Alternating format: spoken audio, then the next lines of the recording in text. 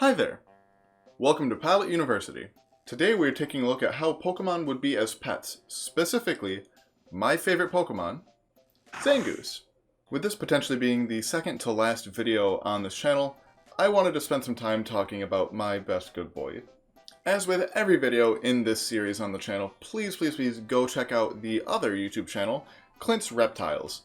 That's sort of where I borrowed/stole this format from, and Clint is an excellent source of really good, fun information about pets, especially pet reptiles, as well as just general biology information. You know, he has a PhD in biology, and he's just a really all-around great human, so go check out Clint. So with that, we are here to answer the question, is Zangoose the best pet Pokemon for you? Zangoose gets a score of 3.4 out of 5, and that comes down to the 5 categories, which are Handleability, Care, Hardiness, Availability, and Upfront Costs.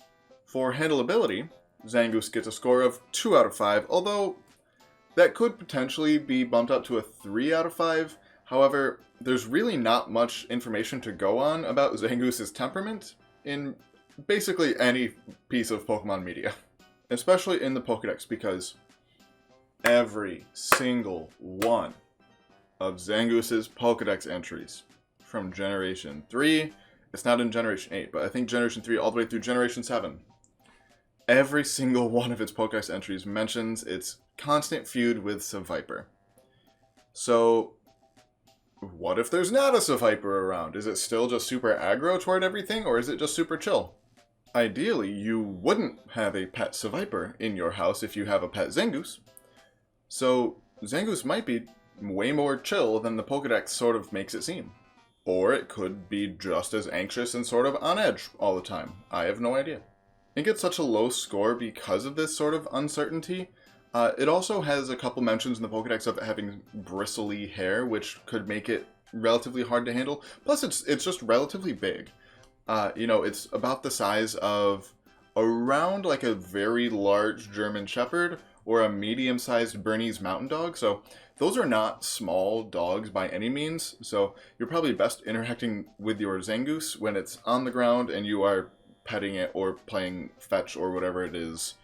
Zangooses? Zangeese? Do. Next we have Care, for which Zangoose gets a 3 out of 5. Zangoose seems like a relatively simple Pokemon to take care of, and it's classified as the cat ferret Pokemon. And cats are very, very common pets, and ferrets are surprisingly more common than you probably think they are. So both of the combination that apparently makes up Zangoose are decent pets, so it kind of tracks that Zangoose would make a decent pet as well. Cats are, for all intents and purposes, fairly easy to take care of. You basically just need some food, water, space, and some stuff for them to do. And to keep them inside. Don't let your cats outside. PSA. Ferrets are typically a bit more finicky to take care of. They have a lot more energy than cats do and need to be doing things much more often. In fact, it's usual to get multiple ferrets so that they have something to play with without destroying it. Because I've heard that if you have a ferret by itself, it can just get way too sort of pent up and anxious and just really injure itself trying to gnaw on cages, trying to interact with the world because it's not getting enough stimulation. So Zangoose is probably somewhere in the middle of those two. So I think it would probably be more high energy than a cat, which isn't really saying a lot, but less anxious and high energy, high maintenance as a ferret, which sounds pretty good to me. This means that Zangoose would probably need quite a bit of space. Like I said, it's about the size of a large German Shepherd, which are not inactive dogs. However, if you have a decent-sized house, that would probably be fine enough for Zangoose. I would definitely invest in some scratch posts, though. Otherwise, you're liable to not have a couch anymore, because if Zangoose starts scratching up your couch, it will cut it in half. Zangoose's diet would probably be very similar to a cat or a ferret, in that both cats and ferrets are obligate carnivores, meaning that they need meat, unlike, say, dogs, which can eat a much higher percentage of plant material than cats can, which is why if you look through your dog food ingredients, there is some plants in there, but cat food, not as much, because cats need much more meat. They can't process very much vegetation at all, and neither can ferrets. So maybe just your regular cat food, plus maybe a little bit of meat thrown in there, maybe once a day. Next we have Hardiness, for which Zangoose gets a 5 out of 5. You know, Zangoose seems like a really, really hardy Pokemon. Its main ability gives it full immunity from being poisoned, which is pretty useful, and its hidden ability basically gives it a boost, makes it stronger when it is poisoned. Not that you want your pet to be poisoned, so I would stick with having immunity for its ability if you have a choice. But either way, it just seems like a relatively hardy Pokemon. It's also, like I said, relatively big, so you're not likely to step on it and hurt it. It's not likely to hurt itself, you know, just sort of doing regular things. So it seems like a fairly good pet to have in terms of health.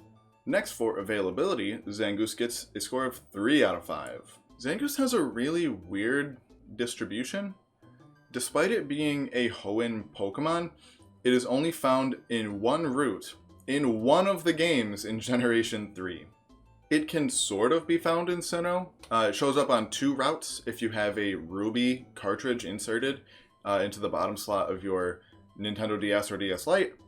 That's the only way you can catch it in Sinnoh, so if you're playing it on a 3DS or even like a DSi, you cannot get Zangoose in Sinnoh, so it's like, does it really show up there? It's fairly common, actually, in Unova, both in Black and White and in Black and White 2. And once again, in Kalos it is only available on a single route.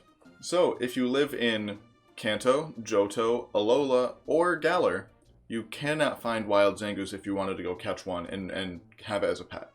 That being said, based on sort of the rough reputation that Zangoose kind of has for its temperament, I probably wouldn't want a wild caught one, to be honest. So, and based on the fact that it's a cat ferret, I would assume that it would be somewhat readily available from breeders to be able to buy and sort of have like shipped to you, if, again, that is a thing that exists in the Pokemon world. And for our last category, we have Upfront Costs, and Zangoose gets a score of 4 out of 5. Zangoose probably wouldn't be all that expensive if you did buy it from a breeder, just because, you know, sort of supply and demand. If they have a lot of them, which Pokemon can breed relatively easily, but there's not a lot of demand for it, there's high supply, low demand, they want to get rid of them, so low prices. You also wouldn't have to really buy an enclosure for Zangoose because it would be your house, assuming you already have one of those. I hear those can be kind of expensive, but if you already have one, problem solved. You would probably need food for it as soon as you brought it home, so that does sort of factor into upfront costs. However, cat food is pretty inexpensive, and meat you might already have in your refrigerator, so you can just supplement the cat food with some of that. You can probably just spend a couple extra dollars when you buy your groceries every week and pick up some meat for your new pet. Honestly, one of the most expensive things besides the Pokemon itself would probably be getting a good supply of backed up scratch posts. Because once again, Zangoose will probably destroy your couch if you don't have them, and I hear that couches can also be relatively expensive. And that is why Zangoose gets an overall score of 3.4 out of 5, which, all said, is a pretty good score for my best good boy. I love Zangoose so much. A massive thank you to our supporters over on Patreon, Patty Murphy, Sam McCarty, and Jameer Connolly. Your support has been so incredibly appreciated over these last few weeks especially, just because, you know, ending the channel is not something that anybody's really happy with, myself included. But, you know, y'all have been super supportive of me, and I appreciate it all so much. And lastly, thank you just for watching this video, and as always, there's a time and place for everything.